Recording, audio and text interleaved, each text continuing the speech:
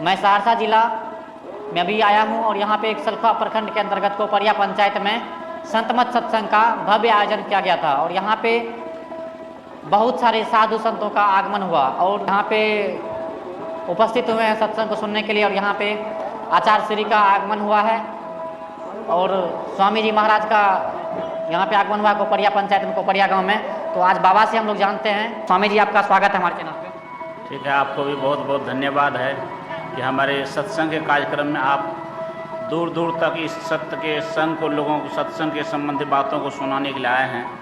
और बाबा, हम चाहते हैं जो सबसे पहले अपना परिचय दे दें। मेरा नाम है स्वामी अनुभवानंद और केंद्रीय आश्रम महर्षि में ही धाम मनियारपुर बांका जिला में, और यहाँ सहरसा जिला में सौर बाजार में भी आश्रम है।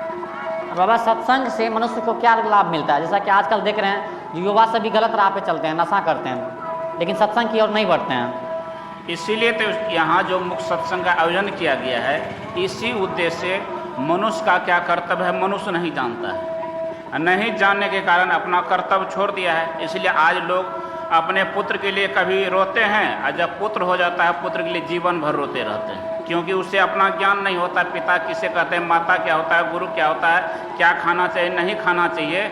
इसलिए जो आयोजन हुआ ना, मनुष्य बनाने के लिए आयोजन किया। फैक्ट्री बैठा है मनुष्य बनाने के लिए, 2 दिवसीय फैक्ट्री। इसमें क्या बनता है, मनुष्य बन के निकलता है यहाँ से। और बाबा, जैसा कि सुनते हैं हम, जो संत महात्मा लोग बोलते हैं जो पुत्र नहीं होता है तो एक दुख होता है, लेकिन पुत्र होने से 100 दुख होता है मनुष्य को। ऐसा क्या राज है बाबा? जब पुत्र नहीं है, पुत्र हो जाए तो मेरा सेवा करे, ये उद्देश्य होता है। जब पुत्र हो जाए लेकिन वह पुत्र नहीं होता, कुपुत्र होता है। और कुपुत्र होने से क्यों कुपुत्र हुआ? उसे अपना ज्ञान नहीं है पिता क्या होता है, इस कारण से उसका विचार से, आचरण से दुखित होकर के रोना पड़ता है। तो हम ऐसा मतलब दर्शकों से कहना चाहते हैं जो क्या करें, जो मतलब उसके बाल बच्चे हैं, सगा संबंधी है, सही रास्ते पे चलें। हाँ, इसके लिए तो एकमात्र यही है, सत्संग होता है। सिर्फ सत्संग है, संतों की रास्ता है। इस पर जो कोई चलेगा, पापी से पापी का उद्धार हुआ है। इस जीव का कल्याण का जिम्मे संतों के जिम्मे है। जीव का कल्याण किसके जिम्मे है? संतों के जिम्मे। भगवान श्री राम ने क्या किया?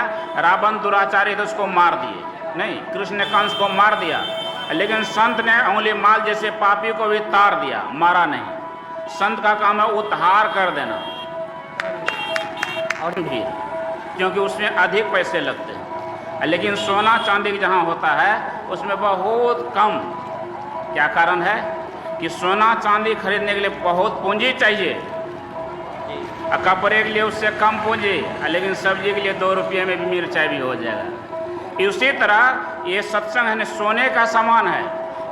ये सत्संग में वही जुटेंगे जिसको जन्मों जन्मों का संस्कार है, वही सत्संग में आएंगे। इस तरह के जो व्यक्ति हैं तो वही ना आ पाएंगे। अब बाकी तो बहुत ऐसे पापी हैं वो सत्संग में नहीं, पापी तो पाप की ओर जाएगा, अधर्म की ओर जाएगा। और महाराज, जैसा कि बहुत सारे लोग तो सन्यासी नहीं बन सकते हैं, सत्संगी नहीं बन सकते, लेकिन गृहस्थ आश्रम में रहते हुए क्या करें जो मतलब भावसागर पार कर सकते हैं और उनका कल्याण हो सकता है? हम लोग जो यहाँ आए हैं इसी उद्देश्य से। बहुत लोग कहते हैं कि कहीं तीर्थ में जाना पड़ेगा, कहीं धाम में जाना पड़ेगा सत्य मार्ग चलने के लिए, लेकिन हम लोग यहाँ आए हैं बताने के लिए सत्य रास्ते पर चलने के लिए। सत्य का रास्ता संसार में कहीं नहीं है, सत्य का रास्ता बाहर कहीं नहीं है। कहीं कितनों तीर्थ कर दे, व्रत कर दे, धाम में कहीं चले जाए, लेकिन हमारे अंदर जो रावण है बिठा हुआ है, कुंभकर्ण जो है, जो प्रत्येक वर्ष रावण को मारते हैं, नहीं मारते हैं, कुंभकर्ण को मारते हैं, मेघनाथ को मारते हैं, उस रावण कुंभकर्ण को तो मार देते हैं, अंदर में जो मन रूपी रावण है इसको मारने के लिए तैयार है नहीं। इसलिए साल साल एक रावण को मारते हैं, 1000 रावण तैयार हो जाता है। जो बहुत सारे लोग जो हैं समाज में ऐसे भी लोग हैं जो चोरी नशा हिंसा मतलब करते रहते हैं, तो उन चीज़ों से कैसे बचा जाए महाराज? इसका कारण यही है, इसके पास आध्यात्मिक ज्ञान नहीं है। भौतिक ज्ञान तो है, और भौतिक विद्या आप स्कूल कॉलेज में आप प्राप्त कर सकते हैं, लेकिन आध्यात्मिक ज्ञान को अगर प्राप्त करना चाहते हैं तो उसके लिए सत्संग की आवश्यकता है। क्योंकि रामचरित मानस में लिखा है, बिनु सत्संग विवेक न होई। संसार की भौतिक विद्याओं का अध्ययन करने से आपके बुद्धि का विकास होगा, मतलब कि आप बुद्धिमान हो जाएंगे आप, लेकिन विवेकवान नहीं होंगे। विवेकवान का मतलब है कि सत्य असत्य का ज्ञान, सत्य क्या है और असत्य क्या है, मानव का भोजन क्या है और राक्षस का भोजन क्या है।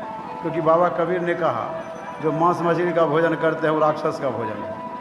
क्योंकि रावण भैंसा खाता था और मदिरा भी पीता था।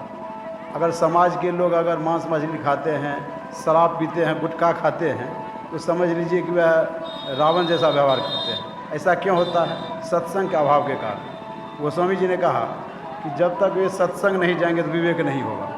इसलिए सबों को सत्संग जाना चाहिए।